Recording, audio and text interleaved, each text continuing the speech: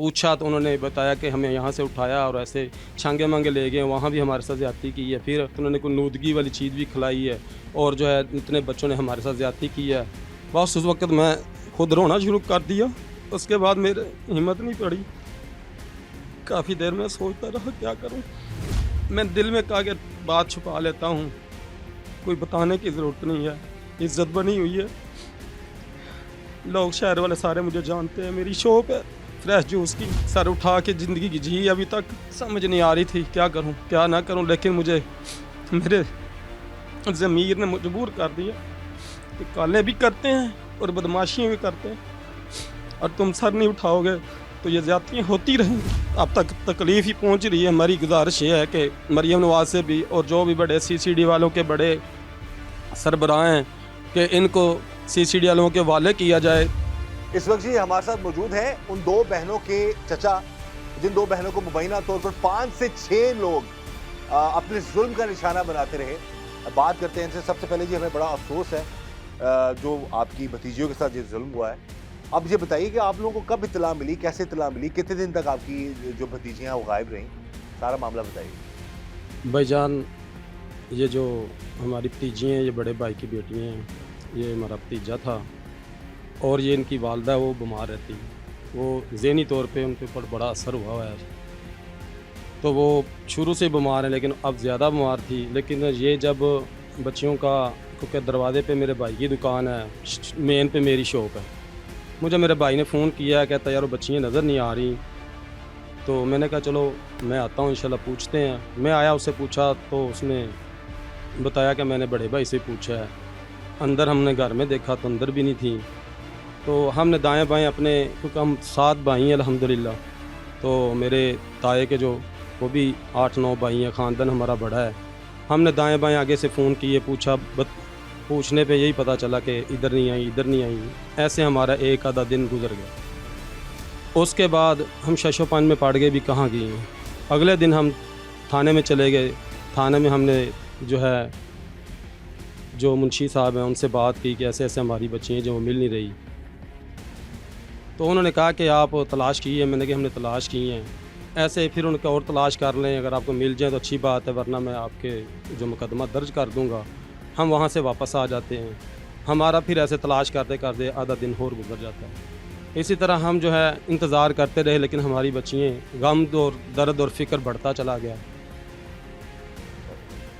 डर लगना लगा कि कहीं उनको मार ना दे या उनके साथ इतना बड़ा हादसा पेश ना आ जाए। लेकिन एक कॉल आई मुझे, उसने कहा कि आपकी भतीजियाँ कहाँ हैं। मैंने कहा वो 2-3 दिन में मिल नहीं रही। उसने कहा भी मुबशर नाम है लड़के का, उसके पास है। मैंने कहा भाई उसका नंबर दे दो। उसने मुझे नंबर दिया। मैंने उसे कॉल की। मैंने कहा मुबशर, कहता जी मुबशर। मैंने कहा कहाँ हो, कहता वक्तों की। तो उसके बाद मैंने कहा यार थोड़ा सा तुम्हारा टाइम चाहिए, मुझे ना आपसे पर्सनल इम्पोर्टेंट बात करनी है। कहता फ़ोन पे कर लो। मैंने कहा यार फ़ोन पे करने वाली नहीं है, आप मेहरबानी करें, शफ़क़त करें, मेरे पास आएँ, थोड़ा मेरा ना साथ दें। उसने कहा ठीक है मैं दिखता हूँ। उसके बाद फिर मैंने उसे कॉल की, कोई 2-3 घंटे गुजार कर वो कह रहा मैं सो रहा हूँ, मुझे फ़ोन ना किया करो। उसके बाद उसकी खुद फ़ोन आता, कहता है आप मेरी नींद ख़राब करते हो, आपको क्या ज़रूरत है मुझे फ़ोन करते हो। मैंने कहा यार मुझे पता चला आपके पास मेरी भतीजियाँ हैं, और ऐसे थोड़ी सी मैंने उससे बात की। तो कहता मैं पट्टी फार्म में बैठा हुआ हूँ, आज जो हिम्मत है तो आज पकड़ लो, बैठा हूँ मैं, जो करना कर लो। मैंने कहा यार ऐसी बात नहीं है, आप शफ़क़त फरमाएँ, मेहरबानी फरमाएँ, आप हमें थोड़ा सा टाइम दें। उसने फ़ोन बंद कर दिया। उसके बाद मैंने कॉल की, उसने नहीं उठाई। मैंने कहा ठीक है बंद है नंबर। अब हम थाने की तरफ चल पड़े। मैं था, मेरा भतीजा नफीस था जो मदई बना है, मेरा एक और भाई है, हम तीनों चले गए थाने में जाके हमने दरख्वास्त दी है कि हमारी बच्चियाँ गवाह हो गई हैं। मुंशी साहब ने फिर कहा कि आप की बच्चियाँ गवाह हो गई हैं, कोई बात है तो बताओ। मैंने कहा यार इस नंबर से कॉल आई थी, अभी नंबर बंद है, परेशान हूँ, क्या करूँ। उसने अक्लमंदी का मुजाहरा किया, या अल्लाह ताला ने हमारी बच्चियों को बचाना, तो उसने कहा अगर हमने थोड़ा ज़ोर डाला होता है बच्चियों को मार दें, गायब कर दें, आपका सारा नुकसान हो जाए, थोड़ा वेट करें। उसने मुझे बैठा लिया। बैठाने के बाद क्या होता है कि मुझे कॉल आती है, वो नंबर भी मैंने FIR के अंदर दिया हुआ है, उस नंबर से मुझे कॉल आती है। मैं थाने के अंदर ही मौजूद हूँ और मैं कॉल सुनता हूँ, तो मैंने रिकॉर्डिंग पे लगा ली। मैंने कहा भी इस पर अब ना बात ख़राब ना हो जाए, बात कुछ सबूत मेरे पास होने चाहिए। जब मैंने उनको सामने जैसे आप बैठे हुए हैं ऐसे ही मुंशी साहब बैठे हुए थे, जावेद साहब, उन्होंने बड़ा साज किया, अल्लाह उनको जज़ाए खैर दे। उसने जब कॉल पकड़ी है तो वो सुनते सुनते एसएचओ की तरफ चला गया। उसने कहा ये देखो जी कॉल आ रही है आप सब की बच्चियों को, कहते हैं यहाँ से आगे ले जाओ। तो वो पीटी सेल का बता रहा था, मुझे पीटी सेल की समझ नहीं आ रही थी कि हमारे यहाँ चूनिया में उसको एक्सचेंज रोड कहते हैं, तो एक्सचेंज रोड की तरफ आके ले जाओ। तो साहब ने भी कहा कि जल्दी जल्दी निकालो और इनको लेके आओ, जल्दी करो। जब हम लोग उनकी तरफ जाने लगे तो दोबारा उन्होंने कॉल की, तो उसने कहा हमने कॉल ही नहीं आपको की, फिर उन्होंने नंबर बंद कर दिया।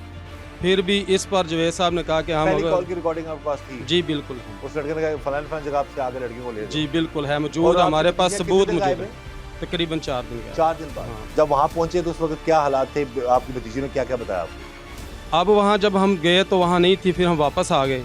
तो फिर अगले दिन बच्चियाँ जो हैं सुबह सवेरे बच्चा नाश्ते के लिए कोई नान शान लेने गया तो वापसी बच्चियाँ आ गई और घबराई हुई थी कि क्योंकि मैं घर में सख्ती करता हूँ, दीन के साथ थोड़ा तल्लक है, हाफिज़ हूँ, माँ मस्जिद हूँ, थोड़ा नमाज़ें पढ़ाता हूँ।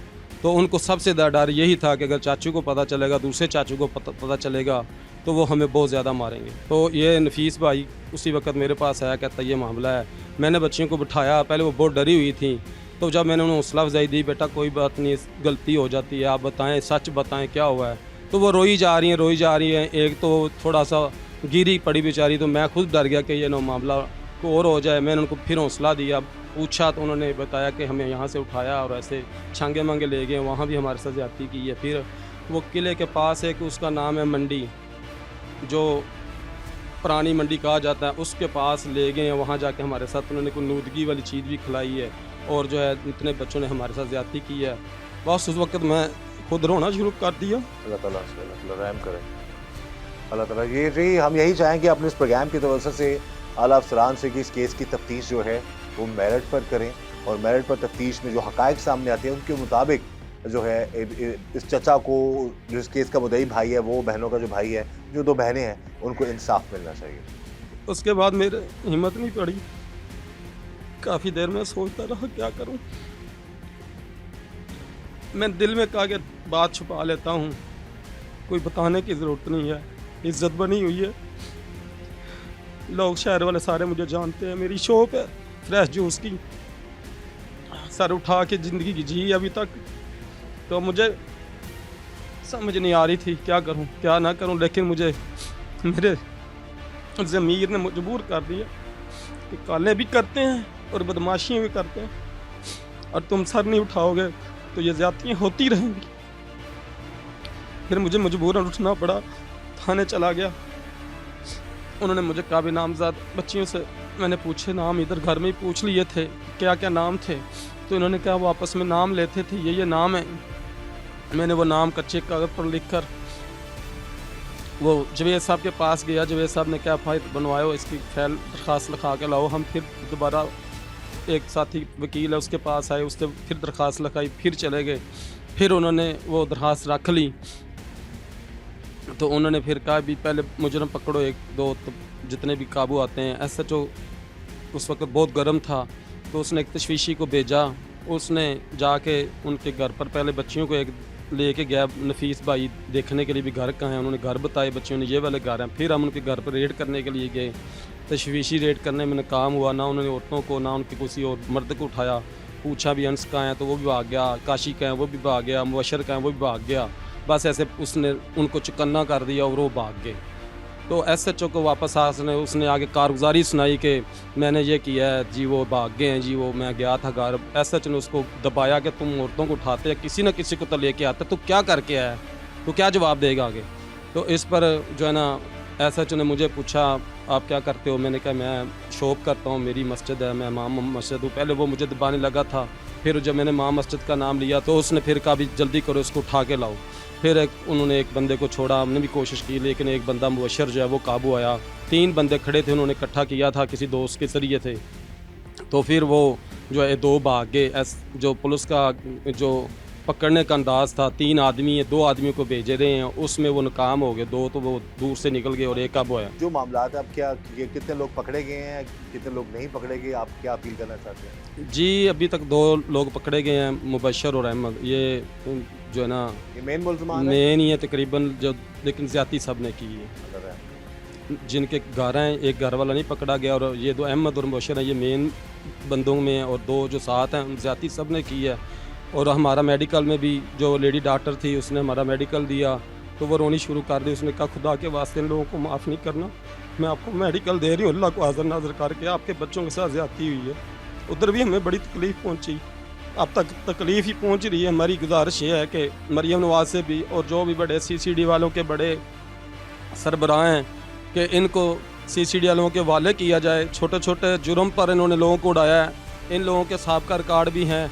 ये जो मुबशर है, इसने 7-8 साल पहले कत्ल भी किया अपने वहाँ मंडी के, इसने उससे भाई ने।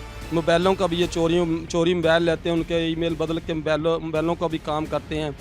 इन्होंने उधर भी मंडी के अंदर भी जो जाके CCD वाले खुफिया एजेंसी भेज कर मंडी के पूछ लें कि ये लोग कैसे हैं।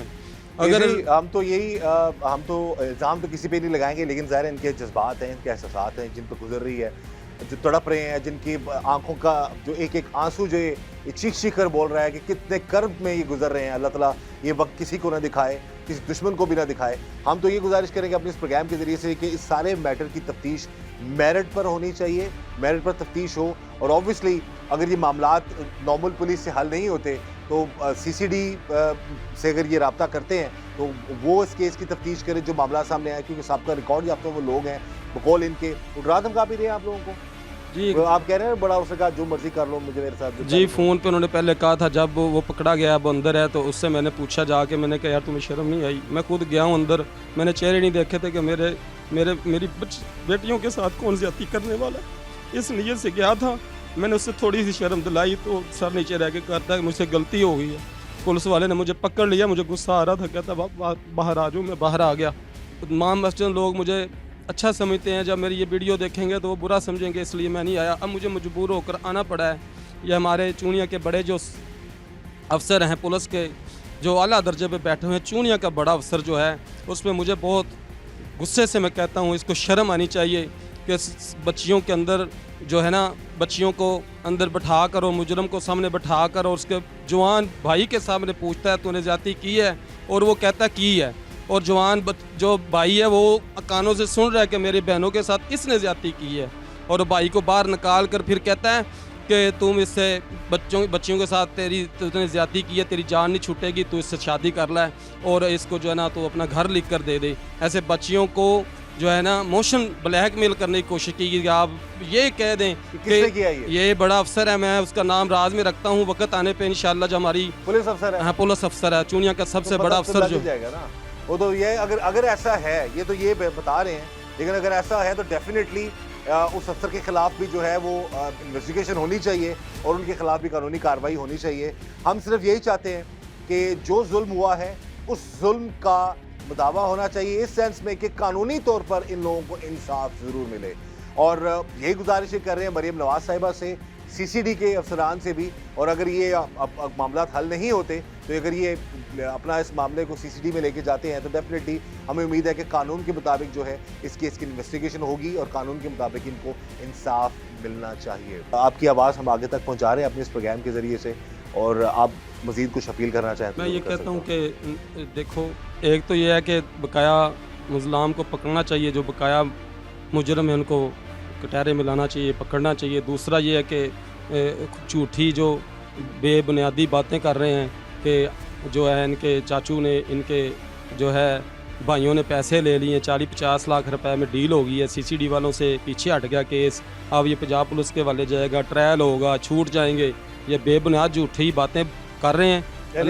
आप पे इल्ज़ाम लग रहा है कि इल्ज़ाम लग रहा है, इल्ज़ाम लग रहा है कर लिया आपने, ये तरह का इल्ज़ाम? जी जी बिल्कुल, वो कहते हैं इन्होंने सुलह कर लिए, पैसे ले लिए। मैं हाफ़िज़ कुरान हूँ, हलफ उठा के कहता हूँ ना मैं इस केस में पैसे लिए हैं ना लेने हैं, करोड़ों रुपए भी देंगे तो मैं नहीं लूँगा। इंशाअल्लाह इनको ज़रूर इनको नतीजा मिलेगा।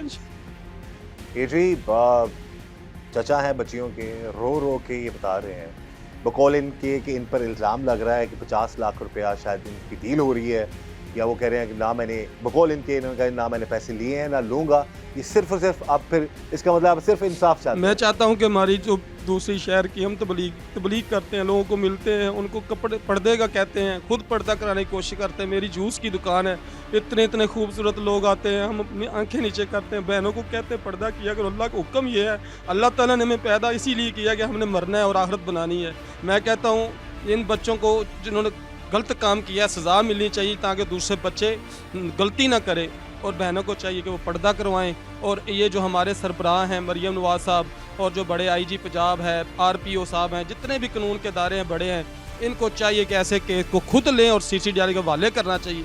बल्ले मारने वाले को 1 मिनट लगाया, किसी ने हाथ लगाया उसको मिनट लगाया, और जिन लोगों ने जैशियाँ की हैं उनको कोई पूछने वाले नहीं है। बिल्कुल जी, आप इनका पैगाम हम आला हुकाम तक पहुंचा रहे हैं और हम यही चाहते हैं कि इस केस की तफ्तीश मेरिट पर हो, कानून के मुताबिक हो, और जिन्होंने ये जुल्म किया है उन लोगों को कानून के मुताबिक कड़ी से कड़ी सजा मिले। इस वक्त जी हमारे साथ मौजूद हैं चूनिया में हमारे नुमाइंदा चौधरी अख्तर ज़िया, और उनसे हम बात करते हैं इस केस के हवाले से। जी अख्तर बताइएगा।